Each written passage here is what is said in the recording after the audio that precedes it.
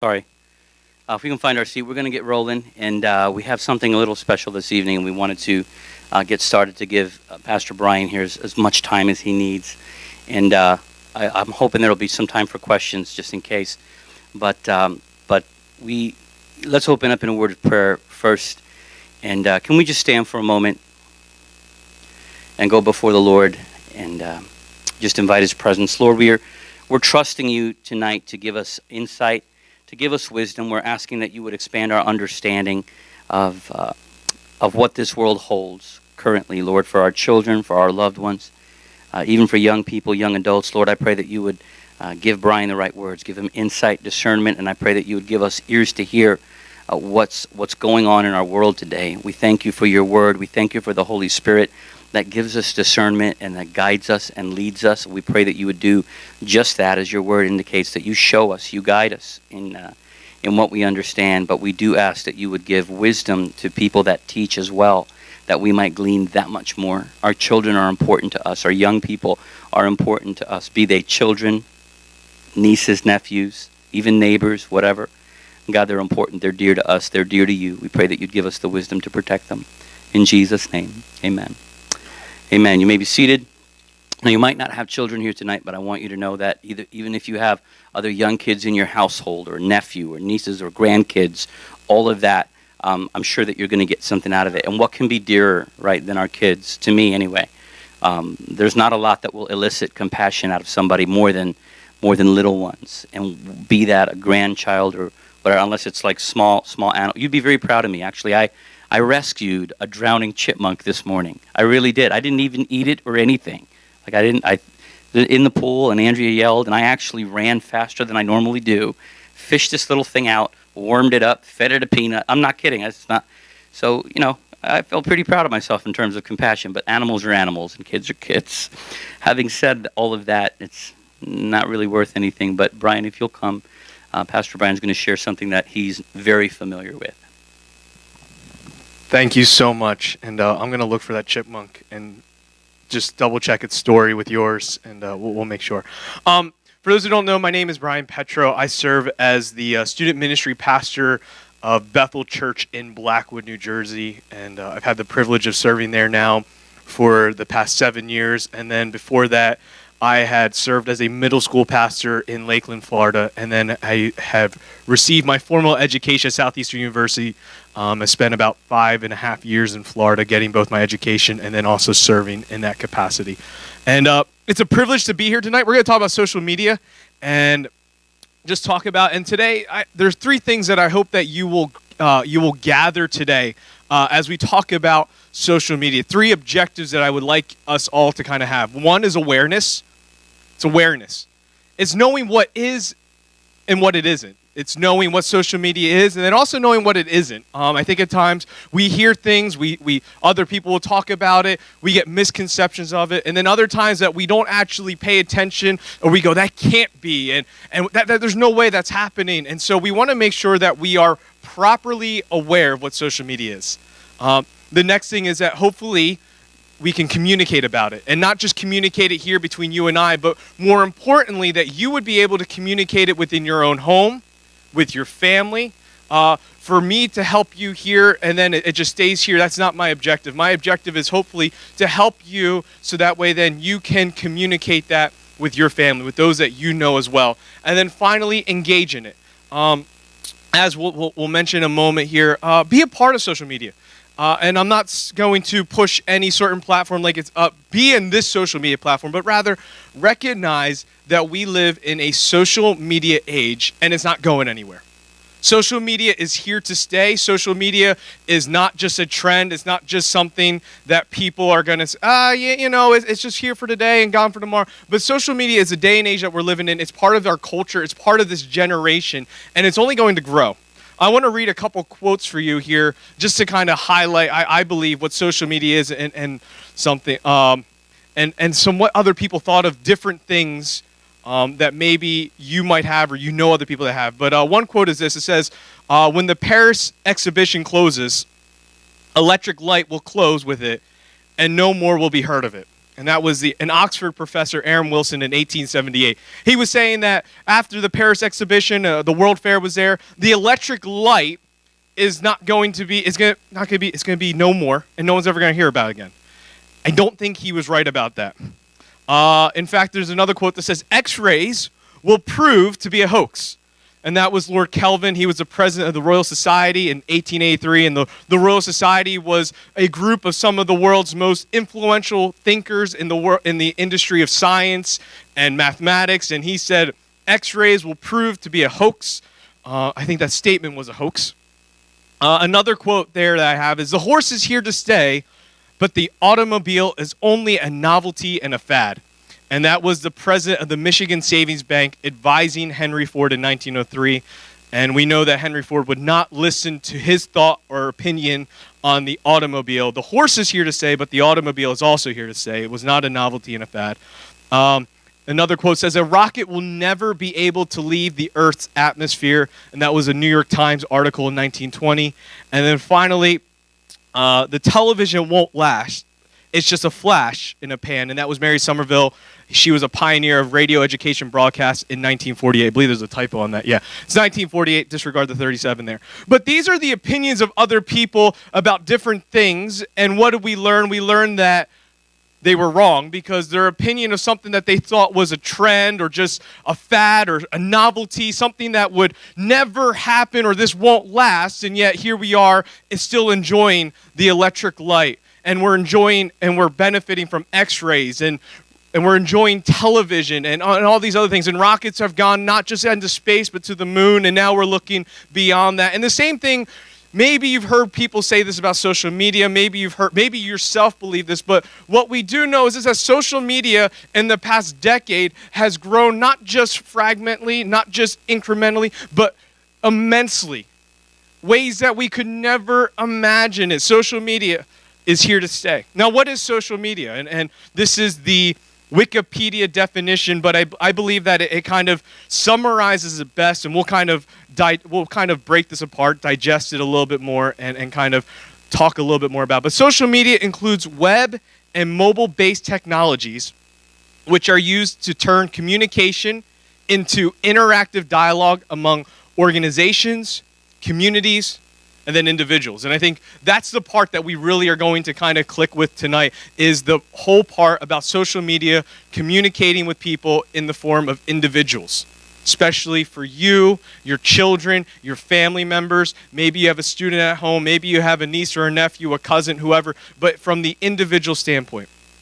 As technology improves, grows, and increases, so will social media. Social media is directly linked, the growth is directly linked to the growth and expansion of technology. And we know that technology is only growing. Who would have thought that you could have a watch device that could connect with your phone, that could tell you your heartbeat, and can also then tell you when you have an email, and tell you when someone posts sends you a Facebook request or whatever. But that's the day and age we're living in. And so as technology increases, as it advances, so too will social media. There's this actual thought, I was reading this before, not too long ago, where scientists are actually trying to work on connecting the brain to an external computer. And the purpose is then that the computer will actually help you process information. So they look at your brain as a computer, and that's what they have diminished your brain, is that it is just a computer that processes information. And if we could help the brain process information by sending it to another computer directly connected to your brain, it could process that information, send it back, and then you could just go and spit it out. And that way, then, we could also then be interconnected via brain to brain. And so instead of being connected from phone to phone or from computer to computer or however else that we might come up with in the future, that we would actually be brain to brain connected. And that's a very dangerous thing if you, and I don't think we're anywhere near that. But that is the direction we are, that's the thought process. So you can imagine that social media is not going anywhere, but it's here to stay. And I want to show you some growth numbers, because I think sometimes it helps us put in perspective. If we look at, and I'm just going to name 4 of the most popular and maybe some of the more familiar social media sites that you might know, you might be familiar with. The first one's Facebook. There's an active member community of 1.4 billion members on Facebook. That's a lot of people. 1.4 billion people.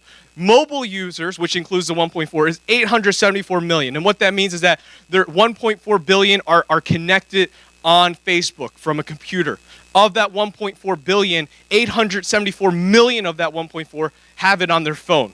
It can access it from their phone device. So that means that someone could Facebook message me right now, and I am one of that 874 million. And by the way, these stats are a little old. It's amazing that this information gets so dated so quickly, and so these numbers are actually even greater than what they are now. And since 2014, there's been a 12% increase in Facebook users, and this is one of the more slowly growing social media sites to date. Instagram, there's 182 million worldwide users on Instagram. I think these numbers are staggering. There's an average number of daily a photo is a post. If you're not familiar with what Instagram is, we'll talk about that in a moment. Of 58 million pictures are uploaded to Instagram every single day. 58 million. And then people who are interaction with that, whether you comment or you like it. I'm trying to use some phrases that maybe you're familiar with. 1.65 billion interactions every day on Instagram. 1.65 interactions on Instagram on every single day. That means that today there were 1.65 people interacting in various capacities on Instagram. And Twitter, there are 289 million worldwide users. There are 58 million posts, or tweets as they call, that's a language just directly associated with Twitter, 58 million posts a day, and that the revenue was 479 million in 2014. A lot of money, a lot of interaction, a lot of action going on social media. And then Snapchat, this is one of the more quickly growing social media platforms. And like I said, we'll break down some of these sites in a moment. But there are 115 million users, active users. But here's the staggering part. There are 10 million new users each month. 10 million new users each month. That's how quickly these sites are growing. And the average daily Snapchats are 410 million. Those numbers don't tell me that social media is a fad or a trend. What it tells me is that it's constantly changing, constantly growing, but it is most definitely here to stay. Now, there's a difference between how you, maybe as a parent, use social media and how your students and your children use social media. See, as adults, and I like to consider myself in that audience, it's a means of gathering, gaining information, and keep up with friends. When you go on Facebook, you want to know where the next yard sale is. You want to know about what's going on in your township. You want to know what's going on with your community. You want to stay up to date with this event, this information, and that gathering. You want to keep up with friends that you haven't seen in 10, 15 years. You want to keep up with family members who maybe are across the country. And that's what you and I will use Facebook for. And that's really the only thing that we think about when we use our social media for. Your children and your students, our children and our students, and not just here but globally, worldwide, they use it for a different means. See, for them, it's about social and emotional life connections. See, gone are the days where you connect socially and emotionally with people on a physical basis. Like, hey, you go to school and class and you talk to them. Our students and their children, they aren't doing that in class. They can go all throughout the day, not talk to anyone, but they could be still building relationships and be still an extroverted individual socially because they believe they are building their relationships through social media. And it's not about being physically in the same room or in the same environment, but it's all about being connected here. And what we know is that you can be connected to anyone and everyone who is also connected to a social media platform. It's an integral part of their psyche. They get connected, and this is where they are affirmed of their identity. They look for value. They look for purpose. They look for affirmation on social media and the relationships that they are building. And so for you and I, we look at social media, and it's just about, hey, keeping up to date, catch up, this thing, that thing. But for our children and our students, this generation, for them, it's about building life, connection, relationships, and getting that we have gotten through face-to-face physical interaction. But that's happening here. Most parents are out of the loop. And that's not to be a you're all missing out, but that's just a fact. You and I don't necessarily know everything that's going on.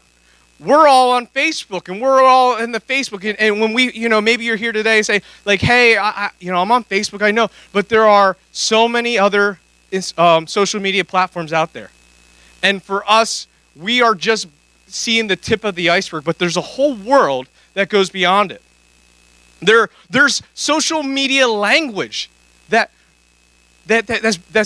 come through because of this. They have their own language now, and they use phrases and terms, and even for me who does life with students on a day-to-day basis and interacts with them, and a lot of times through social media platforms, I have no idea what's going on. They'll say something, I'll be like, hey, and I'll have to ask like something like, what does that mean? Like, we just can't keep up because it's constantly changing, constantly moving.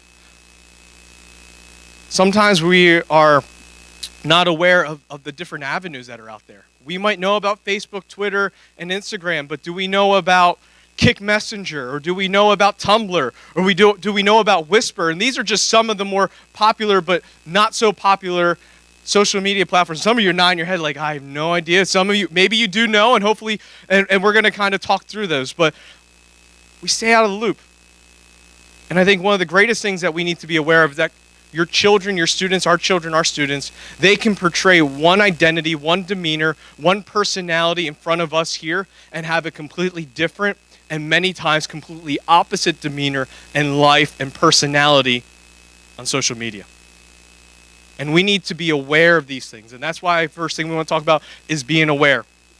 But Scripture is important about you and I, our role as far as instructing, especially you as parents. And I just want to look at a couple scriptures here. Deuteronomy 6, in verse 6 and 7 says this, and these words that I command you shall be on your heart. You shall teach them diligently to your children, and shall talk of them when you sit in your house, and when you walk by the way, and when you lie down, and when you rise. You and I, we need to be teaching our children diligently. We need to be instructing them diligently. We need to be communicating with them diligently. We need to be involved in their day-to-day lives. We need to be involved in knowing what they're bringing into their life and what they're not bringing into their life, because that is the responsibility of the parents. That is the responsibility in raising children, and we need to be involved in that. Teach them diligently. Ephesians 6, Paul writes, he says, children, obey your parents in the Lord, for this is right. Honor your mother and your father, that it may go well with you and that you may live long in the land. And I include that because I want to just reaffirm your position. Again, that's also referencing, obviously, the Ten Commandments, the Fifth Commandment. But I say that to affirm your position, is that your children are called to honor you. Your children are called to submit to you and your authority, that you have been given God authority. And so ultimately, I want to let you know that as mom and dad, or as the authority figure in the home, you have that authority. Don't let your children go, well, this and that. And as we kind of navigate through this, I want to just let you know that you are mom and dad. You have the authority. You are the ones that are responsible for their upbringing. You are the ones that are responsible for them and where they go, and the things that you teach them, and the things that you train them in, the things that you instruct them in.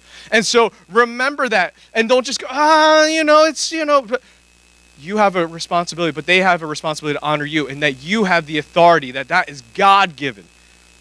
And then Ephesians 6 says, fathers, do not provoke your children to anger, but bring them up in the discipline and instruction of the Lord. And the other reason why I say that, though, is that, yes, you have that, but make sure that you explain the why. Talk to your children. I think a lot of times we just say, yeah, don't do that. And if I'm a kid and or someone were to tell you that as well, and you were to be in that position, what would you do? You'd probably be like, well, I'm going to do it then, because you told me not to. Explain. Let's walk through it. Let's talk through it. Don't just don't say like, no, you can't do this, no, you can't do that, no, you can't do that.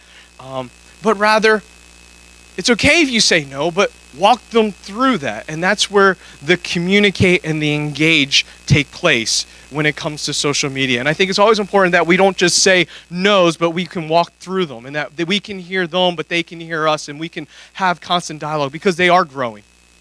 And they need to be, they're as they are children, they can still handle these things. And I think the more that we can walk them through that and hear their hearts, the better off we'll be. But I do want to say this. Every parent is different. Your home is different than every other home represented in this room.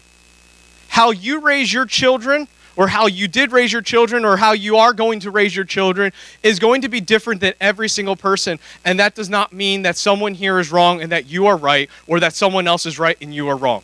We all have different perspectives. We all have different upbringings. We all have different backgrounds. And so obviously, naturally, we're going to parent and lead our homes in the perspective, in the scope of how we have experienced life and what we know and how our values and what we have established in our home life. And I want you just to remember this, that you are correct in that. That you are ultimately the one who's called to raise your family. That the other individuals in this room are not called to raise your children. That you are not called to raise other children. And so you have to remember that, hey, you don't just take this wherever you like. I'm not going to tell you that these are 10 things or 20 things or ABCs that are absolutely necessary. I'm just going to present things to you and then take them in the perspective of your upbringing, your home.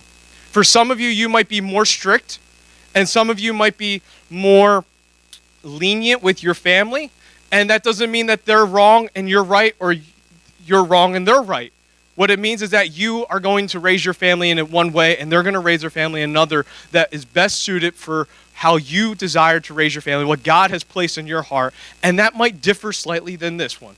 And again, we can't be looking at what other people are doing, but we have to look, first of all, what's going on in our home.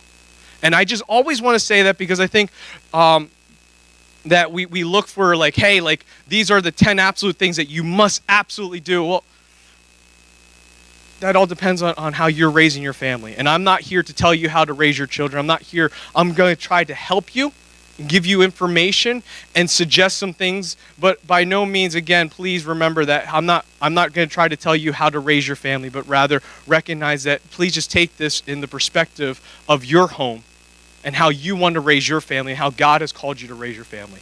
Because that's from family to family. As God has called you to be the mother and father to your children, just as he called other people to be the mother and father to their children. Social media, I think it's a neutral thing. It's neither bad or good, but it's both bad or good. It's all about how you use it. It's all about being responsible with it. It can be a bad thing. It can be a good thing. It's great when you can reconnect with people you haven't met with in a long time. It's great to stay up to date on all the happenings of what's going on with your family and your friends and your cousins and your neighbors and your community. But it can also be a bad thing because we know that there's bad things associated with it. We know that there is explicit content that can easily be accessible that we don't want our children to be involved in. We know that there are people out there who are looking to use social media in a negative way. Does this mean that this, it's neither good or bad, but it's both good or bad? It's all about how you and I use it and how you and I talk about it with our children. I want to talk about the 10 most popular social media websites. And again, this might be a little dated because what we find, especially with things like social media, is that it's very quickly outdated because it's constantly changing. But one of the ones I want to talk about is Instagram. And Instagram, it's a place for users to post photos and videos and then share that media with followers. And so it's just simply where users will then create an account. They can post videos, they can post pictures, and then they can allow other people to interact with them, and they can send that media directly to people as well. Facebook. I think this is the world's most popular social media platform.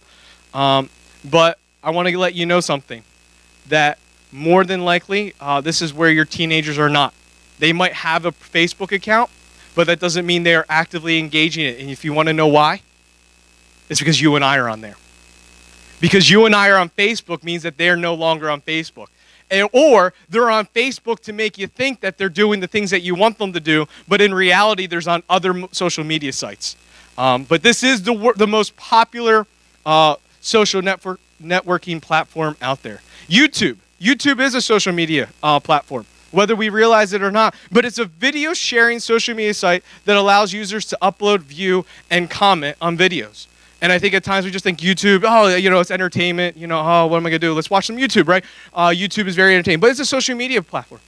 You can comment. You can interact with users. You can both talk about good things with them, and you can also talk about bad things about them. There are content that on YouTube that we don't want to see on there. That's why there are age filters on there as well, and there are videos that will say, hey, are you 18 or older? And there's also things that say that this is going to have explicit language as well. Twitter's a microblogging and social media network that allows users to send out short messages consisting of 140 characters or less. And these messages are called tweets, okay? And I referenced that a moment ago. But it just allows users to send little thoughts or little phrases, a little opinion on this or that. And it has to, the only criteria is it has to be under 140 characters. And you can include links, you can include pictures as well. And again, that can contain explicit content at times. Snapchat, I'm sure this is probably one of those ones that you probably heard of and think, no good. It's a photo messaging site that allows users to send pictures and video clips with added text. You can add text to it, to a selected recipient. The sender can set the image to be visible for a selected time of 1 to 10 seconds before it disappears and becomes hidden from the receiver's device. The one thing I always want to make sure that we note is that the idea is that a student or a user feels that they can send a picture that will disappear.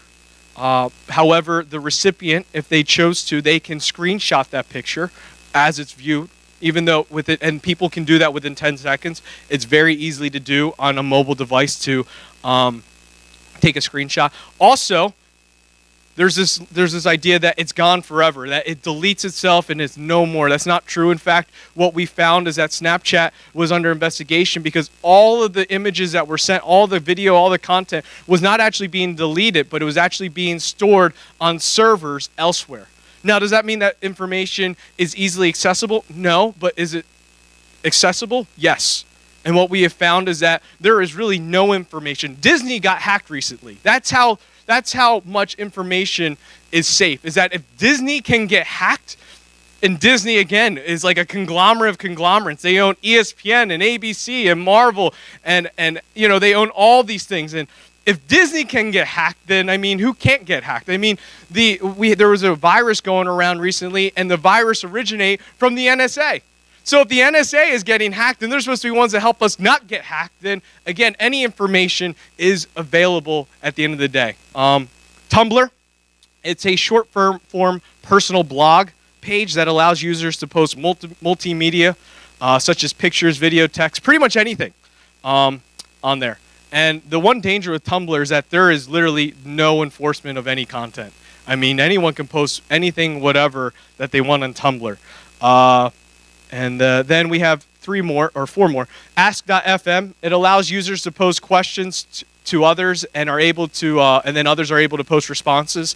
And this can be done both knowing who they are or anonymously. And again, so you can see how asking a question and being sincere. And again, remembering that we're looking at this as the scope of students and children who are building relationships, looking for affirmation, looking for purpose, looking for identity. So you can see how something like Ask.fm, where they could ask questions, they're looking for validation. And you and I, we might be able to filter and say, hey, what do you think of me? And someone can say, I don't like you. Well, you're like, okay, whatever, I don't care. I don't even know who you are. But for a student or a child who is building relationships, looking for social media to affirm who they are, that can be very detrimental. And so that's the important thing, is that we constantly look at social media not through the eyes and scope of us, but rather through them.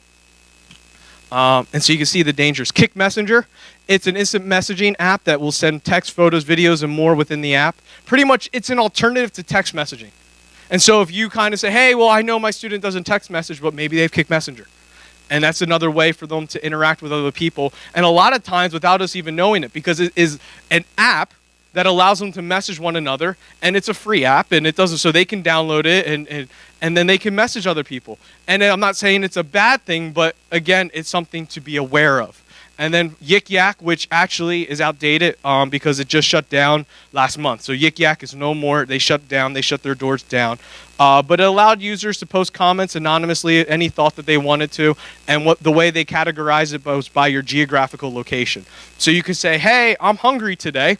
And it would post and then other people in your geographical location would see that, and then it would kind of tie you together. The dangers of this was there was a lot of bullying happening because there was a lot of it going on within the schools, so much so that the U.S. government came in and or I don't know if it was the government, but they banned the Yik Yak app from being able to upload things within all high schools and middle schools across America because there's a lot of bullying taking place through that. You can imagine students being able to anonymously send thoughts and then other people being able to read that in a geographical location. So you can imagine what was going on in the high schools and the middle schools when this app was rampant. But it shut down, so it's kind of irrelevant at this point. Like I said, that was just April this year. And then Whisper.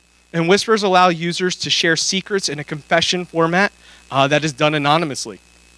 And these are just, again, these are some 10 of the more popular social media platforms. Maybe some of them you're aware of. Maybe there were some that you weren't, or maybe you were only familiar with a couple of them. These are only 10.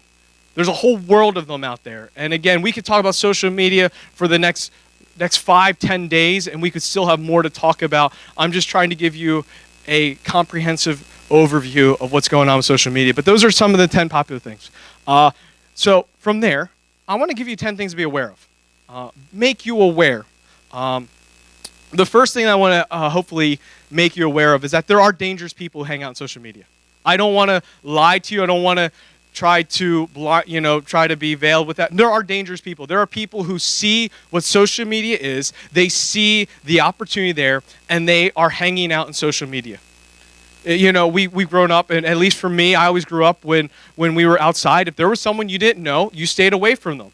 If there was someone who tried to talk to you, you stayed away from them. And it's the same idea, except now they're behind a computer. Now they're behind a phone. And these type of people, they're always going to be around.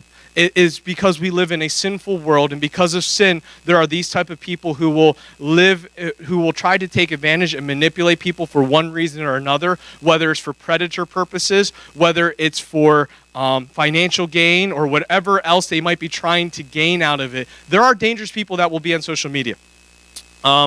It's just as dangerous as if they were in the world. Again, if someone were to drive up in a shady van and say, hey, when you come in, it's the same thing. Obviously, your student, your child would hopefully say, yeah, I'm okay. And they might yell stranger danger or whatever else and run away. But we also need to make sure they are aware that there are just as dangerous people on social media. Pictures posted online can potentially live forever. Even when you delete a picture from social media, it does not mean it goes away. It does not mean it's gone forever. Like we saw with Snapchat, where people thought that no one would ever, it was always deleted, it would just go and vanish into thin air. And what we even know is that when information is even deleted from a hard drive, if I were to take something and delete it from my computer, a smart person, and someone who has access to YouTube could take my computer and recover that deleted document. Just because you delete it from your device, just because you delete it from your profile, just because you delete a post that you sent here, a picture that you uploaded there, doesn't mean it's gone forever, and in fact could live on forever, as long as we have digital information. It's important that we communicate that, because a lot of times we send something like, oh, I didn't want to send that, and then we delete it. We need to make sure that we are responsible, that our students are responsible in what they choose to upload and what they choose to post, because it can potentially live on forever. Posted content can be seen by unknown users. You don't know who's viewing what. You potentially don't know. How many of you have ever been on a social media site and gone onto somebody's page, you don't know who, and saw their picture, saw something they posted, and if you don't know who they are and you saw their information, just imagine who can see your information or see your student or your children's information. It's possible that people you don't know can see what you post. And then posted content can be found by the rabbit hole effect. Well, you might be saying, what's the rabbit hole effect? Well, have you ever, late at night, been on the computer, maybe you're researching something, and and this is at least me, and if this is not you, then maybe at least you'll kind of get a glimpse of what I'm talking about. But if I'm on Wikipedia and I'm looking up World War II facts, and then from there I see something about a German scientist, so I click on the German scientist article, and then from there I see this article on Germany in the 1800s, and then from there I look at the medieval times and medieval warfare, and then I see this on, kings during, medieval time. And all of a sudden, it's like 7 clicks later, and I have no idea, but I'm on an article about food processing taking place in the early, 1400s. And you're like, how did I end up here?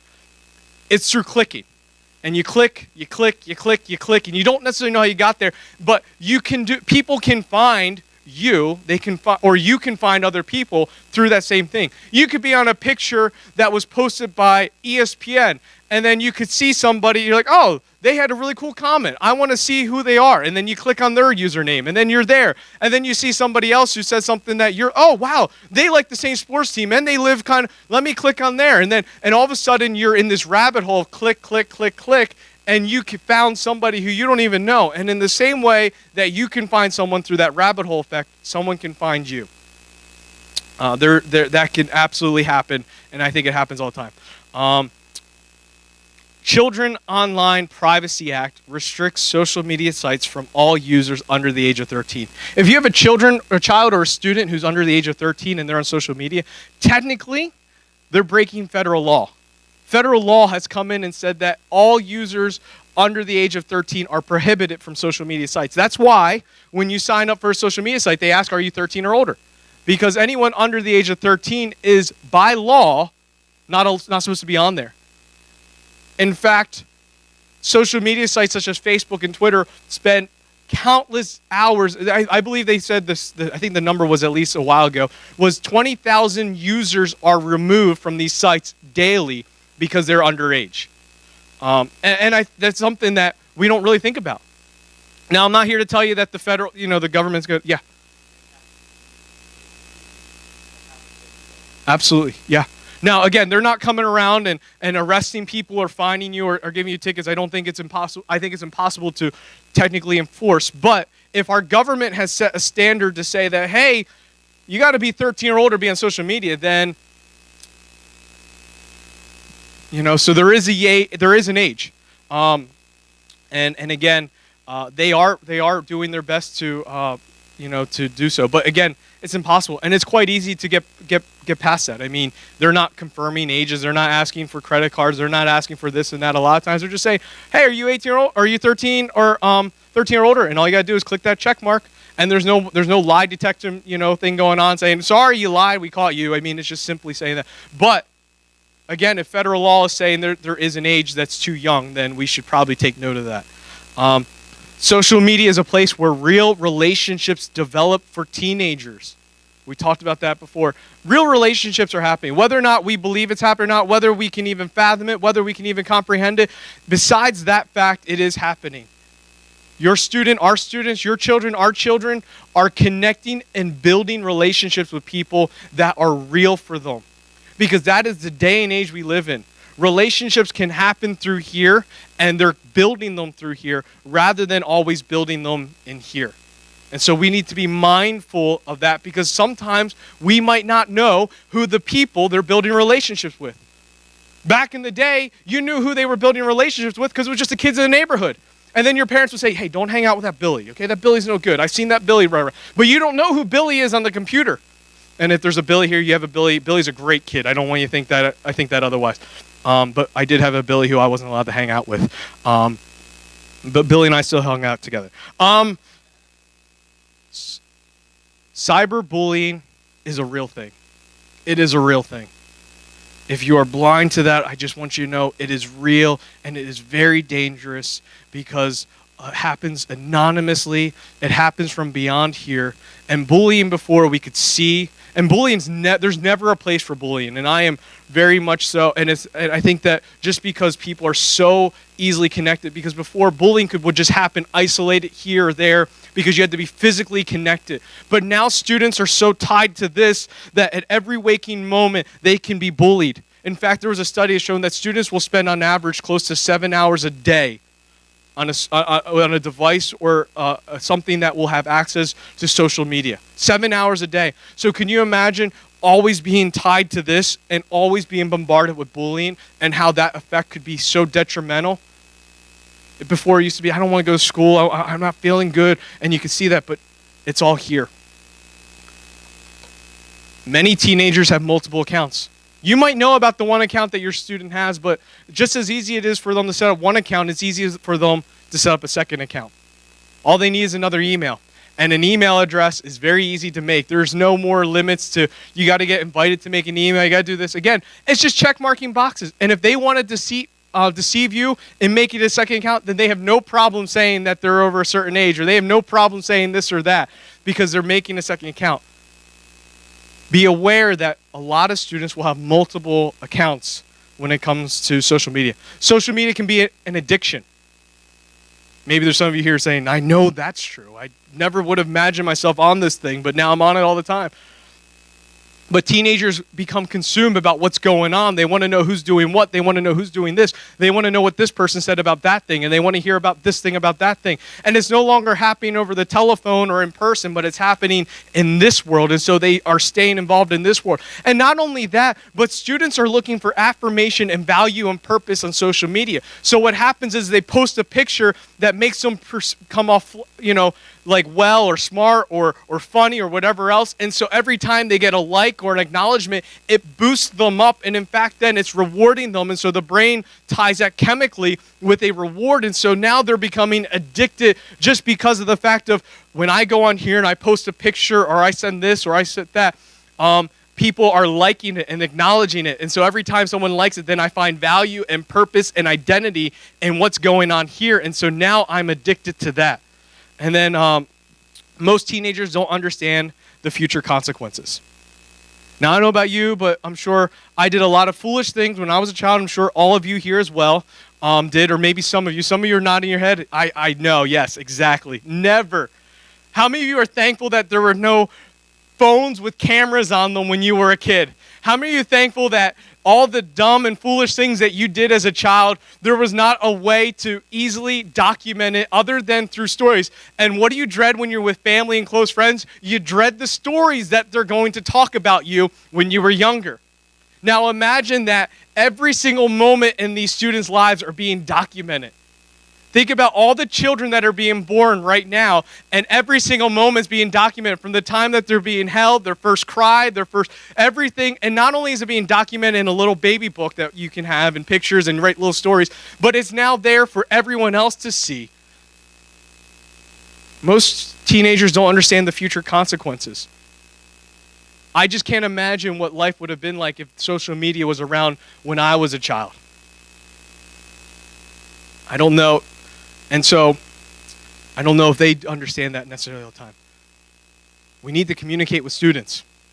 We need to talk to our students and our children about what's going on. Now, I don't want to scare you completely, though, because, again, it's very easy to hear all these things and say, we're going to run and hide to the hills. We're going to go. We're going to have our own little retreat center. And we're just going to, no social media, no interaction, none of that whatsoever. And that's just not practical. And, in fact, then I think we're very close to being very opposite to what God has called us to do. To be salt and light in the world, to stand up and to show who He is and to demonstrate His love in action. And so as much as we want to be scared about social media, I think we need to be proactive in how we use it and recognize that we live in a social media age. It's not going away. And if we just say no to all social media, then what happens to our children when they become adults and they don't know how to properly interact in social media?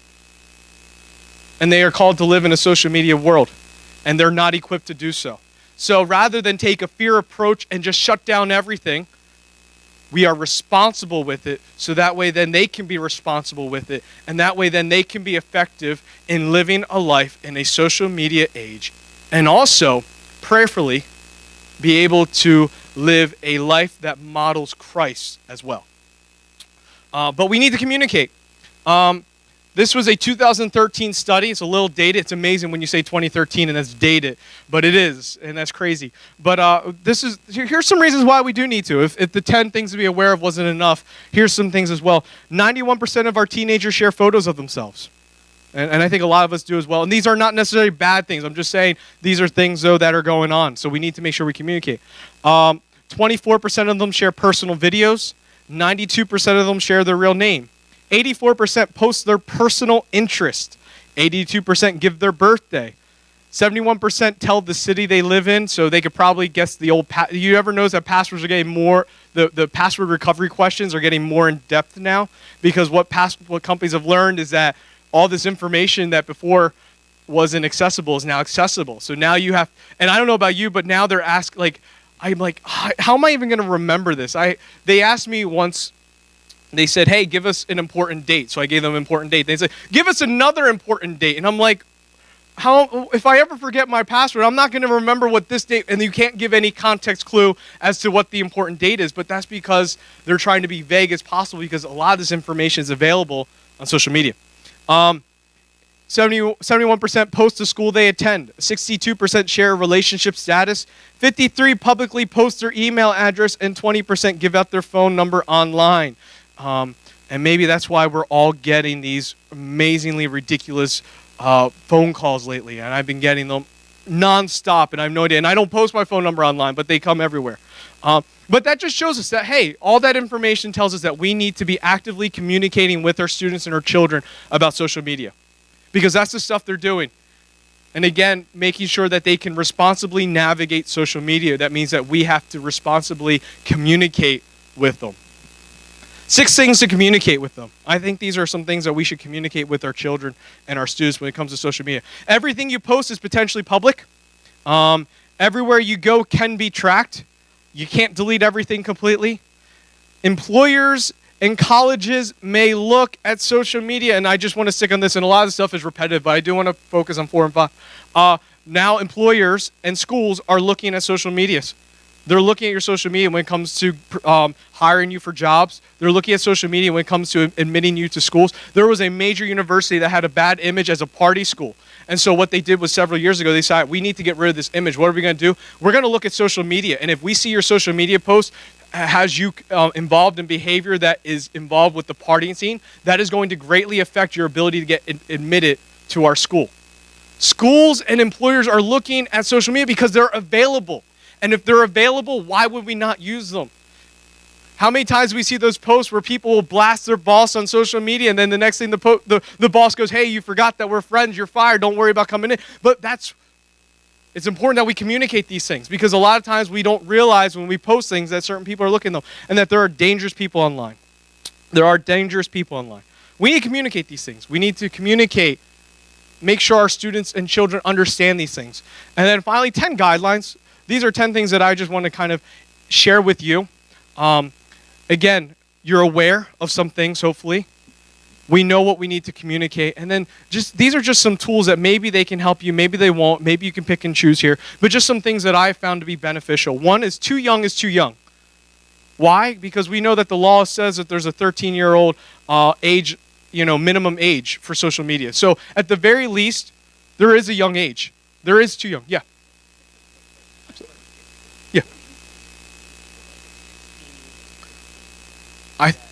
Yeah.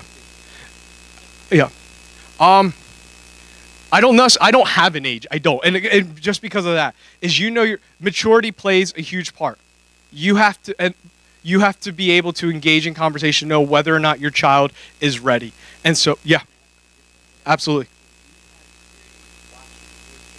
High school. I would say if they're in middle school, a lot of times they tend to struggle with a lot of those things. They're still developing, and so middle school can be a very dangerous age. And so that would kind of be an area where I would definitely, I wouldn't say blanket statement, if they're in middle school, don't let them on, but rather that's where you really need to be intentional about conversing. Why are we going to let you on? But we need to talk about the why. We need to understand what is the purpose, but we don't know that if we don't talk about it. And if we just blanket statements say, no at middle school, no, but all their friends are on, and you just say no, but you don't explain the why, then guess what? It's very easy for them to still get on. It's very easy for them to do. And that's why it's important that we communicate with them and not just say no. And we talked about the scripture. Don't just say, talk through them, walk with them through it. Because, again, if we don't, they're more than likely going to do it anyway. And then we're far worse off than we were than if we just explain why. But I would say middle school is that age that you really need to kind of be intentional about walking through that, conversing through that, navigating through that age, because that's a very tough age. I mean, middle schoolers they struggle with showering on a daily basis. So I mean, if they struggle with that kind of thing, then are they really adequately mature enough to handle other things? And that's where we have to kind of walk through that. Check privacy settings. All of those things we talked about, all of those dangers, all those fears, a lot of them can be avoided with privacy settings. The challenge is that privacy settings aren't on default. And so that's one thing, is that we could say, oh man, that sounds so scary. But privacy settings. Privacy settings, and a lot of our social media sites have them. Some of them don't, but Facebook, Twitter, Instagram, they all have privacy settings that can protect your student, your child, but you have to go through them. And so it's being mindful and aware that, hey, we're going to let you have a Facebook, but privacy settings. I get to see who your friend requested. I get to see who, we get to, we're going to control who sees what you post. And Instagram, shut her down. Only people that we approve can see your pictures and no one else. But privacy settings are your friend. And just know that, hey, know that they're out there, but they're not on there by default. You have to go and find them. Consider parent filtering monitoring services. Filter your internet. Filter your content that you're allowing into your home. Right? You wouldn't let somebody walk into your home and just do any sort of behavior. Why would you allow that through your computer or your phone or your TV? Think about that. It's very easy. Again, filtering content is not an end-all solution, but it is a proactive way to establish some guidelines in your household. And then from that, create online ground rules. You have rules in home in place. Right? One of the rules for me was when the street lights came on, that's when I had to be home. And of course, I would always make sure I hung around the one street light that was broken, and then my parents would have to come find me like, well, this light isn't, that didn't work out too well. But if you establish rules in your home already, why would you not set them for here as well? Because this is just as real to them as this is here. And the reality is, it is just as real. So if you're going to have rules that are established in your home physically, be home by now, you got to finish this, you got to do your chores, and you should establish ground rules here as well. Be friends with kids online. And this is where part of the engage comes into play.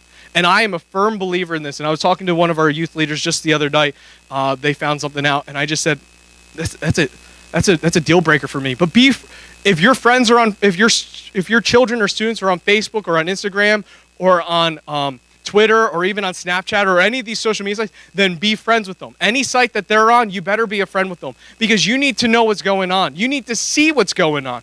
And we've had students I had a youth leader and their students are fantastic. They're great students. They're following God, but they had a second Instagram thing because they're in a relationship and they just send pictures to each other of just them and it's supposed to be really cute and it's all, it's all good and stuff, but whatever. There's no inappropriate contact happening there. But I told the parents, I said, they're like, well, they don't want us to be there. They just want to be them. I said, you're the parent. They're minors. You need to be where they're at. And if you're going to allow, and if not, then guess what? No social media. I'm a firm believer in that. You need to be friends with your students. You need to be, you need to be following them on these social media sites. You need to be engaged in what they're doing. You wouldn't just send your kid out into the middle of nowhere without you being able to watch them. It doesn't mean that you have to comment on every single picture. It doesn't mean that you have to, you're not going to be the parent on the playground. Maybe you are, and there's nothing wrong with that. But you don't have to be the parent on the playground that's following them and saying, okay, you got a little, you fell, let me brush the wood chips off. No, but you're the parent who's sitting there watching them play in the playground and seeing them how they interact. And in the same way, you can do so as well on social media. It doesn't mean that you have to comment, you didn't, make sure you do this, make sure you put clean underwear on. You don't have to do that. If you choose to do that, great, you're my hero. But just being their friend or they're following them on social media doesn't mean that you're going to have to invade every single nook and cranny, but you need to be there. Be a good example on social media yourself. They're going to follow your example. So be a good example yourself. Watch what you post. Watch the things you say. Watch how what you put up there. Because what you do, they'll do in excess. What you and I do in moderation, they will do in excess. And that goes for anything and everything that you and I model in their life. Teach your kids the importance of a good online reputation. A lot goes into online reputation. And for you and I, it just might mean that someone doesn't want to talk to us or unfriends us. But for them, it could mean the difference in a job, in education. It could mean the difference in a promotion. It could have further ramifications than what it has for you and I. And so they need to understand that, and you and I need to understand that. And then discuss online dangers. Again, they're dangerous people. Don't just accept any friend requests. Don't talk to anyone. Know that there's content out there that they shouldn't be looking at. Let them know that there are serious online dangers. There are people, for you and I, we joke around about the phone call saying we want a free trip, but for them, it could be someone saying, hey, I noticed you've been talking a lot about feeling down. I'm here to listen. And for someone who's in the emotional state, fragile state, that might be the ticket in for them. And we never know what could happen from there. Establish online non-negotiables. You have non-negotiable rules that you have established in your home, right? You will absolutely be here every single night. You are not just not going to show up from, at home, right? Those are some non-negotiables that you might have in your home. You probably have non-negotiables that, and your kids know, if I did that, like my parents would kill me. And the same should be said about online. You should have non-negotiables established. And then also finally, let's continue to learn about social media. Social media is changing. All this stuff here will probably be irrelevant next year because it's constantly changing. Social media is here to stay. How it looks, the way people choose to use it might differ, but social media in and of itself is here to stay. And so that's what I have to share with you tonight. I'm trying to rush through that. I know it's a little bit later. But I did, if there's any questions here or anything that you'd like me to kind of talk about real quick, if that's fine with you, Pastor Jimmy, we can kind of take a quick moment here. And again, even afterwards, if you want to ask me anything, just real quick, that might be particular more towards your own personal situation, I'd be glad to do so as well. But is there any questions here? And I'll do my best to answer them. And I'm not afraid to say I don't know. But any questions here? Yeah, absolutely.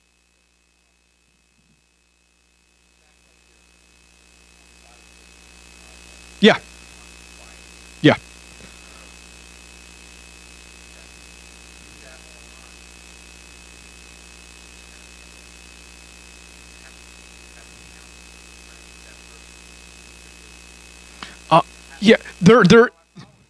Yeah. There is a part of it where I would say trust comes into play. And just as at some point your parents trusted you and gave you more freedom, you and I have to do so as well. And that when they are young and infants, yeah, we're carrying them partly because they literally cannot function without us carrying them and making sure they're eating and making sure that they're getting their diapers changed and all that kind of stuff. But as they get older, we give them more and more freedom, and with freedom comes trust. And every once in a while, they break that trust because they're still learning. So then we have to kind of bring them in. And so when it comes to social media, the reality is that you probably don't know everything. But I would also say this: did your parents know everything about you when you were growing up? And as much as your parents, and even then when technology wasn't as much there, and in fact, there was no such thing as social media, we were still able to hide things from our parents. We were still able, hopefully you and I turn out okay, right? And in the same way, some of us are kind of like, So what I would say to that is that we can only do so much unless we are to literally chain our child up and walk them with a leash and just kind of say, no social... You have to realize that I have to trust you. But with trust, I'm going to be responsible. So I'm going to do everything I can to be proactive and involved and talk about it, communicate about it. We're going to be our friend. You're going to establish guidelines. At the end of the day, if they choose to do some of those things, they're going to. And I don't mean that to scare you, but it's the same way as following Christ. It is ultimately a decision that everyone personally has to make. And no matter how much you may say, follow Christ and live your life for Jesus and be a Christian, ultimately they have to take ownership of their faith and make that decision themselves. You and I can't make that decision for them. They have to make it. We can establish prayers like, you're going to come to church until you're out of the house, and you're going to absolutely be involved in this and that, and you're not going to do this, you're not going to do that. But at the end of the day, at some point, they're going to become adult, and they're going to be able to go out on their own. In the same way with social media and everything with life, at some point, they're going to go out on their own. So we have to be proactive. We don't use an excuse to just say, let you do whatever and trust, but rather we are proactive. We converse about it.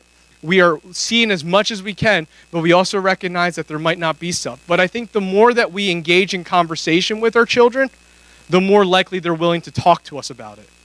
And so the more that we show that, hey, we want to listen to you, want to hear what you have to say, and not just tell you what we want you to do, but the more we're willing to engage in conversation, the more we just have to be willing to listen.